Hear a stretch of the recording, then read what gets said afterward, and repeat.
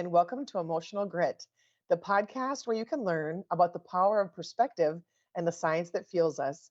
I'm your host, Jennifer Fernjack, and I'm happy to say that today's guest is Kathy Dingman. She's a police officer at the University of Minnesota Morris campus, and she works very closely with her dog, Archie, and interacts with students and helps people feel better along the way.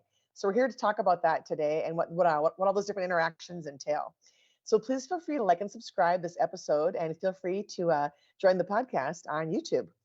All right, Kathy, let's get started. I'm so happy to have you here today. Thank you. Thanks so much for having me. Sure. So I know I met you, I think it was maybe 2 months ago when I was doing some public speaking at the University of Minnesota's Morris campus. And if I remember correctly, I think you were in some kind of, was it a student center or some kind of a common space with Archie for the students? Yes, yep, that was the student center on campus. So that was one of the days I think we were tabling. So Archie and I table there a couple days a week. So students can just come and get some time with him to get pets in and everything. And we give away different swag like trading cards, stickers, T-shirts, and everything like that. So The novelty of it, I bet people are like, oh my gosh, I want that. That's just so cute, or whatever. they're always so happy to see him, and it just makes my day too. So. So how long has the campus had a program like that where whether it's Archie or other pets for students? Yeah, he's the only therapy dog on campus. So he's going to be 4 in January 1st. Okay. Of this, so just a little bit here from now. But he's and I started bringing him when he was 9 weeks old to campus. So got him, I brought him here. I wanted to bring him right away because just it was so important for socialization for him. Yes. So he got used to all different kinds of people, different sounds, fire alarms, elevators, just everything imaginable. Good thinking. Yeah, and it was really, I think that was almost more important than some of the training that we went through, because nothing seems to bother him much. And he's just tolerant of everything. He just kind of rolls with the punches. So. Well, I'm thinking that before we get ahead of ourselves, that the listeners should actually meet Archie. So Absolutely. would it be possible to have him come up on camera? Come on, buddy, look at over here. Archie. Come here, Archie. Look. Over here, buddy. Over here. Come here. Oh, So this is Archie. He is so here. cute. Can you look up here? He's so cute. Hi, Archie. 3-year-old golden doodle. Wow, what a little doll. He is. He's a doll. He's pretty popular on campus. So he's a medium size. We didn't want a real large dog because we didn't want to have something that would scare people and everything. But we didn't want something really small either. But so he's a good size. So. Well, and even just the novelty of a pet being on campus carries a lot of weight. I've heard stories that at the University of Minnesota's Minneapolis campus, there's actually a chicken there that's called Attila the hen. Oh my God. People want to go take pictures with the chicken and tell jokes about it and laugh about it and whatever. But yeah, it's Attila the hen. Yeah. Oh, I bet they love it. Oh yeah. Well, and have you ever heard that term called cute aggression? Cute aggression? I have not. No, what is that? Because I suffer from it, if you will. Basically, if I see a pet, whether it is a dog or a cat or a bunny or maybe even Attila the hen, who knows? I have this instinct where I'm like, I just want to squeeze it and then I'm going to eat it. And then you're probably like, please don't eat my dog. But it's yeah, I didn't want that. But I get it though. So. Oh yeah, and there's an actual term for it called cute aggression. So I am not alone. It's a thing. But now I know that not everybody's a pet person. So for people who aren't really pet people, they might think, what are these guys talking about? Like this is just strange. But to the doubters who are out there, I can say that in the book that I wrote that inspired the podcast called Emotional Grit, I did actually I have a chapter in here about pets, and I wrote about how they can actually affect people physically. There's actually science behind it. So if you don't mind, I would like to read a little excerpt from the book just to share with listeners that we're not making this stuff up. Yeah, no. So here's an example here about the research. All right. A study by the National Institute of Health found that following stressful times, people can recover faster with the help of a pet than that of friends or family members due to a pet's unconditional love, loyalty, and affection. In addition, the Centers for Disease Control and Prevention, or the CDC, has stated that pets can reduce levels of cholesterol and triglycerides, thereby lowering the risks of heart disease in their owners. They can also help increase the chances of surviving a heart attack, lower the stress hormone cortisol, which, of course, with students helps during finals week and working on homework and what have you, and Yes. influence the quote unquote feel good chemicals of the brain, such as dopamine and serotonin. So, yeah, so it's no wonder I get my cute aggression feelings, but there's actual science behind it. There is. I see it, almost daily out here. Especially this week. This week is finals week for students out here. So we have Okay. our Archie's got office hours this week from noon to 3 in a building or in a room over in the student center, and so where he can be off leash for we usually don't do that, but he can be off leash in this room so people can come in and play with him, sit there and pet him, give him treats, whatever. So. Do Um, you and do there, you have repeat people that come back? oh my gosh, yes. Yes. We have a pet away your stress on Monday nights, and it's been the two of the people have been the same people for now 3 years in a row. Wow. So yeah. Wow. But usually, especially tabling and stuff, it is a lot of the same people. Um, so they just love him. They gotta Mhm. get their pets in and everything. So I'm not I'm not surprised. In addition to being in the student center, or that other place that you had mentioned, yeah. Yep. what other types of interactions does he have with people? Does he like ever go into the dorms, or is he ever like on call as needed, or what are other Yes. scenarios? Absolutely. We do a lot on campus. We do a lot of programming in the residence halls. So Office of Residential Life, the CAs will contact us. Can we do a program with Archie? So we'll bring him in there for kind of a pet away your stress. But we've done tea parties with them. We've done coloring book parties. Just anything they want to do, we'll work with. But also he's really busy with admissions events. So if we have new students coming on campus, usually they'll ask him to be there, which is a big selling point too, especially if people have pets at home and they're going to have to leave them at home. I Right. think it helps to know that if they do come here, there's a pet here that they can get some of that time in. I can see that. He's also busy. I'm responsible for investigating sexual assaults on campus. So he'll sit in during sexual assault interviews. He goes on mental health crisis calls. Oh boy. Now, is the thought for him to be a part of those interviews, like say for example with sexual assault, Yeah, are people yeah. more apt to be calmed to share their story as far as what happened because he's helping with those feel good chemicals and helping them feel unconditional love and that kind of thing? Absolutely.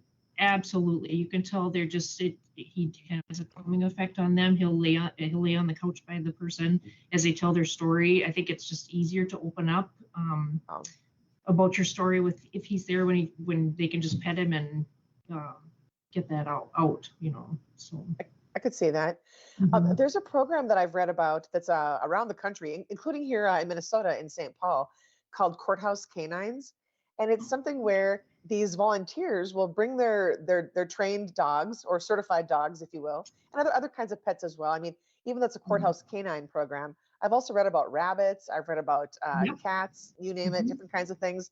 But especially vulnerable adults and children who are kind of afraid to testify are more apt to do so because of the fact that the pet can lower their stress hormones and increase those feel good chemicals of the brain. And so it's very interesting to see how that works and how the court system is now recognizing that. Oh, I think it's growing so much too. When we first started, or when we first proposed this, um, we were we still are the only university police department in Minnesota that has a therapy dog, and for these uses that we've used him for. But otherwise, yeah, like you said, courts, we've always offered to use him in the court here, but the sheriff's office had a canine up until just a few months ago that he retired. So he was used for it because he's just a big snuggle bug. He doesn't, he's not a tough canine or anything. He loves to be cuddled. So they used him up until now, but we're hoping that's one of these days that they'll ask us to help with that since he's retired now. Because Archie, he loves little kids. So if he could help, some child testify in some kind of court hearing like that, that'd be awesome. So Oh, absolutely. yeah. I know before the pandemic, here in the Twin Cities, there were libraries across Hennepin County where they would have these programs where, again, a a trained pet of some sort or some kind of a certified pet would come to a local library, and little kids who are shy or who have a speech impediment, something where they don't feel comfortable trying to read at school, will come to the library to read to the dog or read to the rabbit or whatever it is. And so they actually help promote literacy and help these little kids with their lack of confidence, because maybe they stutter or maybe they're shy or whatever it is. But again, what a beautiful thing. Oh, that would be awesome. Yes. Yeah. We should probably look into that here, I suppose. So I know there are a couple therapy dogs that go to the library quite often, because I know we have one of the brothers of that group. But yeah, that'd be awesome. He would love that. Well, I don't know if he'd be good. He might want to play really the whole time, so he might not sit there very good. I don't know. We'd have to try it. Right. You got to figure out what works, Yeah. Now, earlier you had mentioned he also will go on certain calls. Were they mental health calls, or I'm sorry, what were they called? Yeah, mental health, people in mental health crisis, as I'm sure you know, that's just increased so much over the last few years. Especially, this is my 26th or 7th year in law enforcement. Okay. And I can just tell, even from the beginning, it's just so much worse than it was when I first started. So many more calls.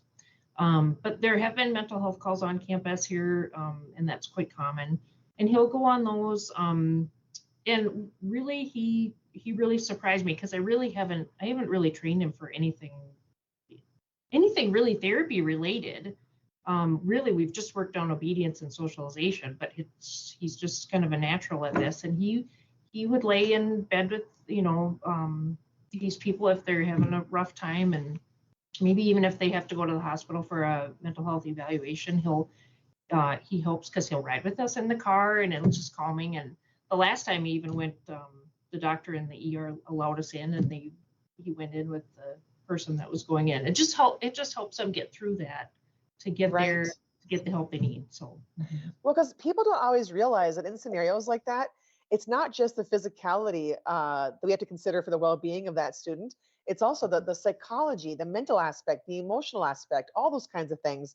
And so knowing that dogs like Archie can, and the actual science that I alluded to earlier with my book, that what a gift. That's huge.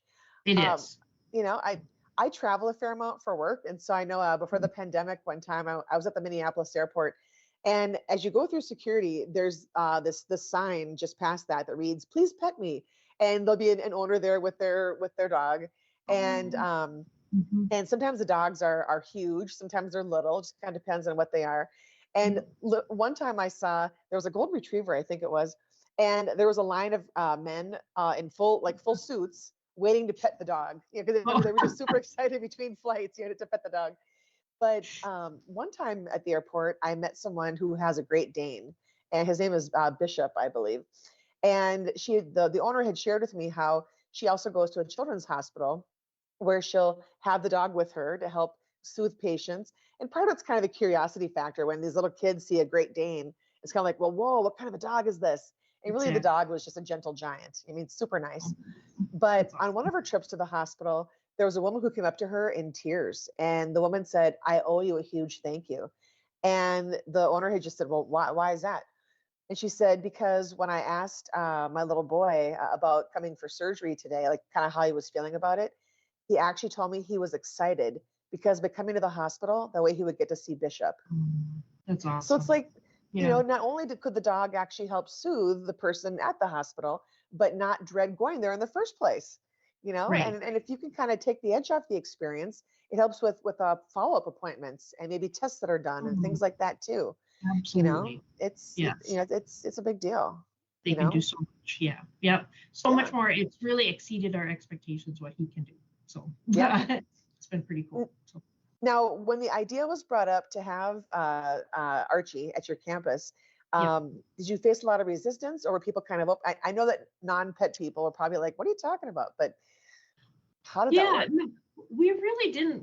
When we brought the proposal forward, and it wasn't even just for some of the things that we had so many things, so many ideas or so many benefits we thought that he could do for the campus. But no, they were all, we brought it to our vice chancellor first, and she was all in right away. And tried to get us on a grant to fund it right away.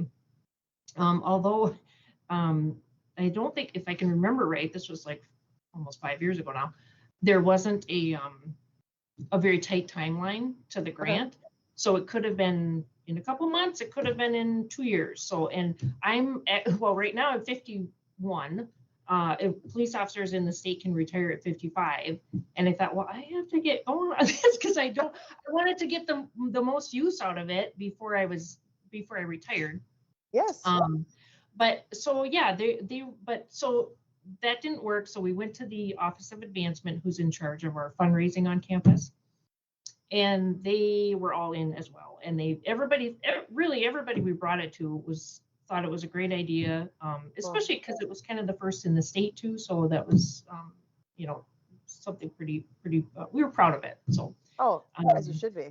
yeah, You and know. so after we got funded right away, and actually I think we purchased the dog even before we got funded because we thought, we're just going to do it and work it out, and but it all got funded and it was great. I think I don't, there's some people on campus that don't like dogs, which I totally understand. And there's some people on campus that have been scared of him too. Especially there was one employee here that was, if I can remember right, she was from a country in Europe, deathly afraid of dogs, had very bad traumatic experiences with dogs from her home country. And she told me right away she was scared of him, didn't want to see him. And I'm just like, yeah, that's totally fine. We'll give you a wide berth. And Yeah, but yeah. each time she just got a little bit closer. And he's just so good with people too. So he's so mellow. And at the end, before she left, she's not here anymore, but she left and she said he really helped her get over this fear of dogs. So we've had That's, a few of those. So it's really, yeah, it's pretty heartwarming. So oh, yeah, that's yeah, fantastic. I've also read about how when there have been, unfortunately, shootings at schools or different things, how to kind of help the kids move past it and kind of like deal with the emotion of it and what have you, there'll be people who bring dogs to the school to help yes, soothe those students to try to get through things, you know? that's so awesome. They really can do so much. Just like like you wrote about in your book, Oh, yeah. physical too. So Yeah, for sure. yeah. So now I'm wondering what interactions are like, whether it's with faculty or staff as well. Are they more kind of like doing their job and kind of in job mode, or are those or other people there as well that stop by and are like, just I want to get an Archie fix? Oh yes, there's lots of staff and faculty that need their Archie fixes. So um, yeah, some more than others. Obviously, some are in work mode and they don't probably have time for it either. But Yeah, yeah. um, yeah, it's interesting how he responds. He responds a little differently to different groups of people, like faculty and staff. I mean, he's fine with them, but students, I think younger people, he's just really drawn to. Um, and I don't know why that is. Maybe they're more fun. I don't know. Who knows? Who knows? But you I know don't what? know. I was surprised when I was at your campus that there are horses there. I was just like, Yes. what? That blew my mind.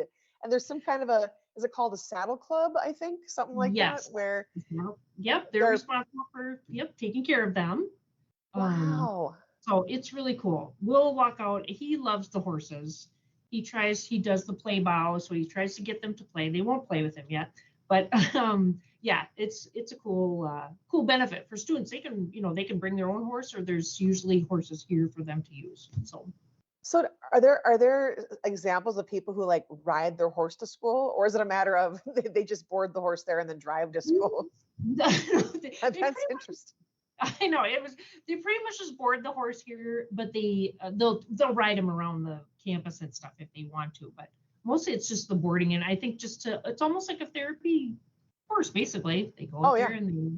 and they get their pets in and everything, and it just it calms them too. So I have to Wow. hand it to that saddle club because they are out there in 30 below weather taking care of those horses every day. A couple times a day they're out there. So it's just it's That cool. speaks volumes of that speaks volumes of who they are. Because I think back to when I was in college, and the rule of thumb was no one takes an 8 o'clock class, because no one wanted to even get up that early. and that was Yes. going to be to stay indoors.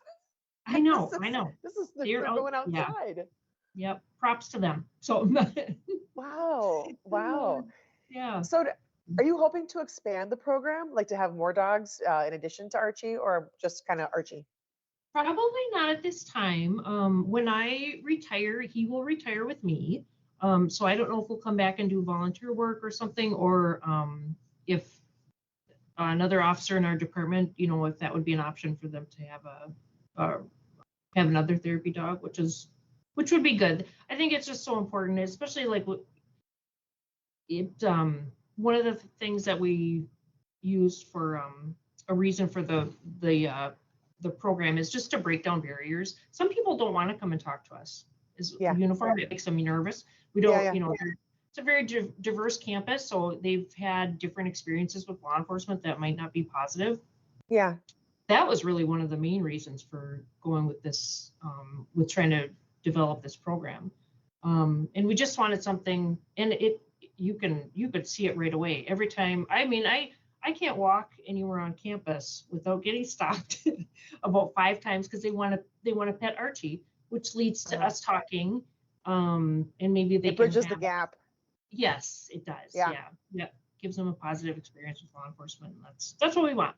So I'm wondering if you've had this experience or not, or maybe it's just me, but I have this habit whenever I see someone walking with a cute little dog or some kind of a pet, and right away I'm drawn to the pet, and I'll be like, "Hey, how are you?" Da, da, da. And I'm sure the person's like, I'm fine too, thanks." Yeah. So, yes. Thanks for asking. So it's kind of an if that happens to you.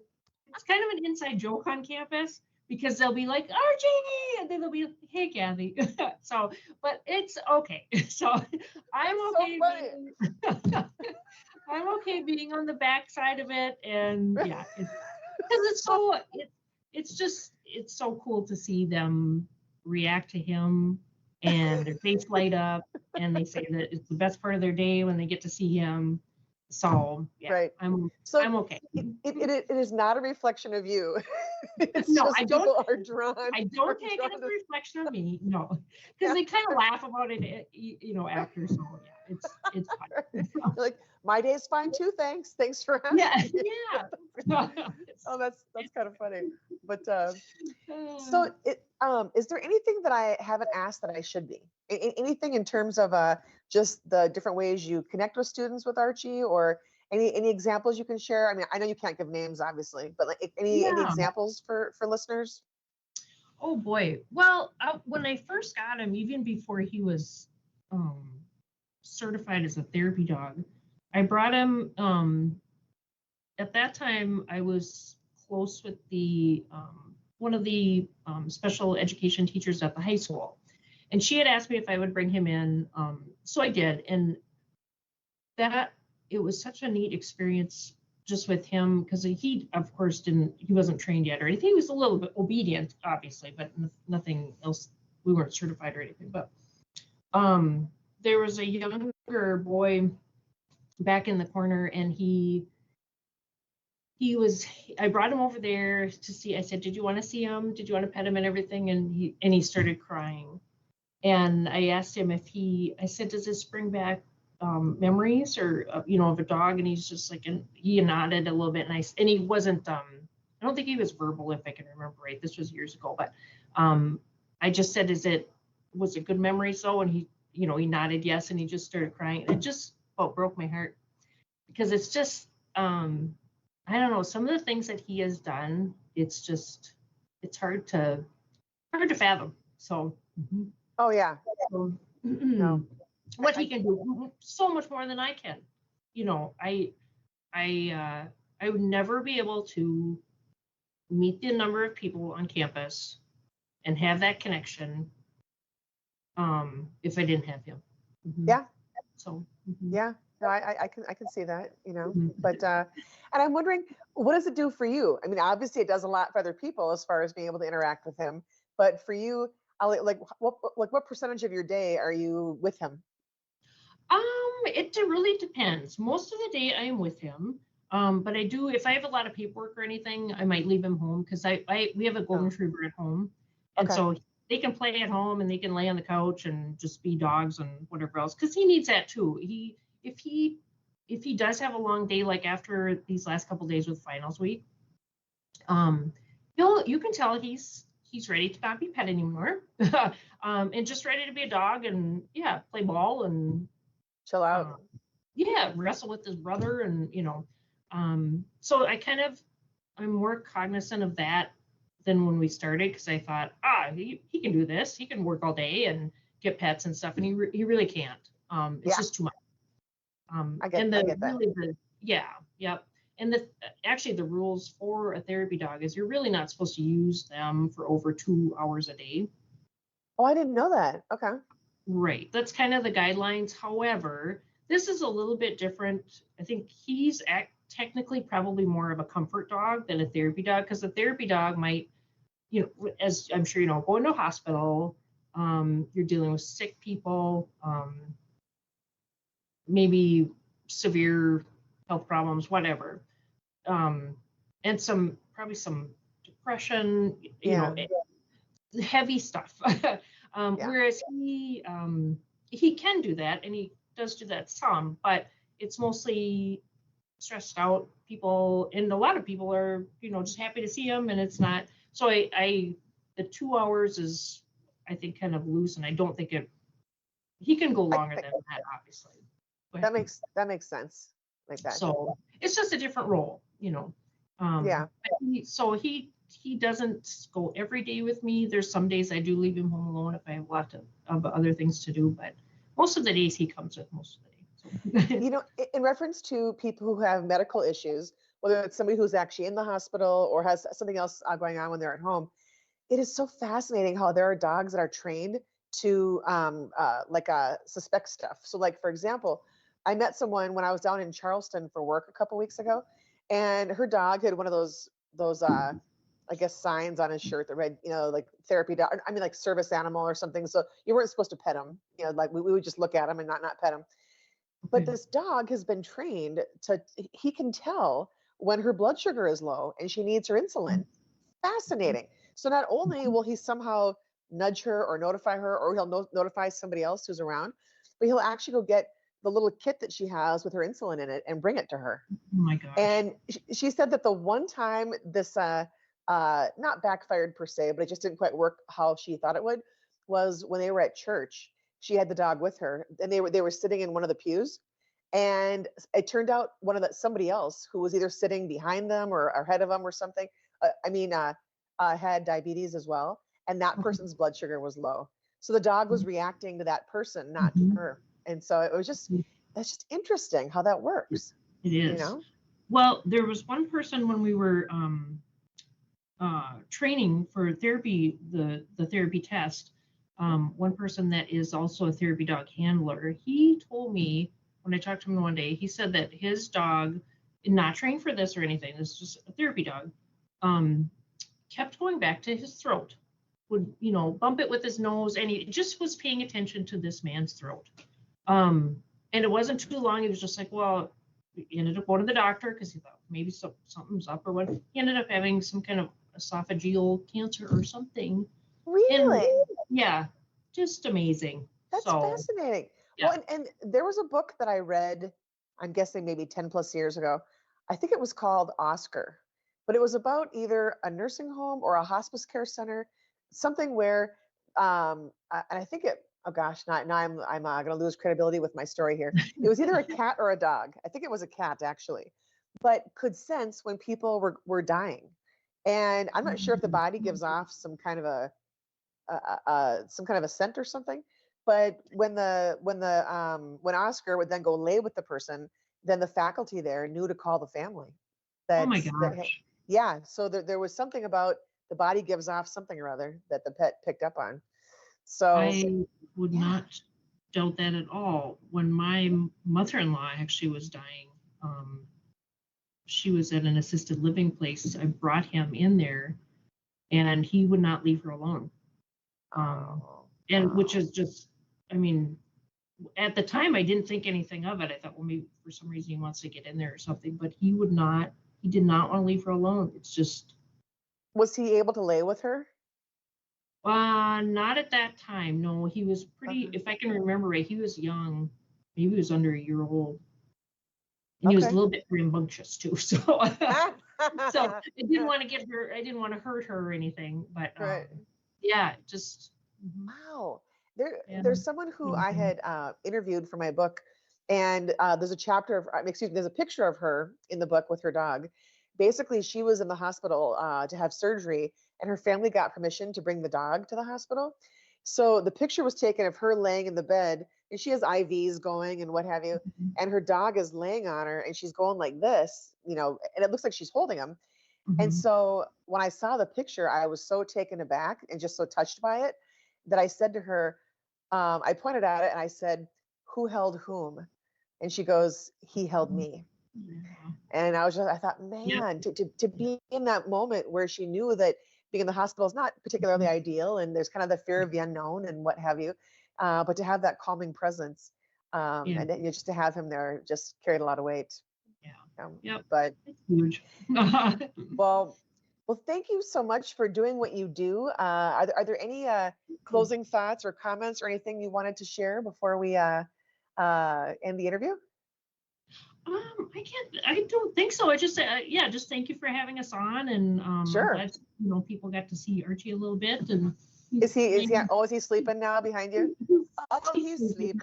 sleeping. Hey, Archie. That's it. Yep, he's he's done for the day, I guess. So, I forgot he has banker's hours, right, or whatever it is. he But yeah, does, yes. We but will be back again tomorrow. So, but many thanks to both of you for doing what you do, and thank you for you. also being willing to build an awareness as far as how much a program like this can mean to people, whether Thank it is students or sometimes faculty or staff or what have you. Just because for the people like out there, as I mentioned, who aren't really pet people, maybe now they'll understand that there's actually science to it if you're open to the idea, and but yeah, you can be surprised how you can get attached to them very easily. you. But Absolutely. but so thank you, and thank you to those of you who are listening today. Again, please feel free to go to my YouTube channel, which is called Emotional Grit, to like and subscribe to the podcast, including this episode. Thanks, everyone.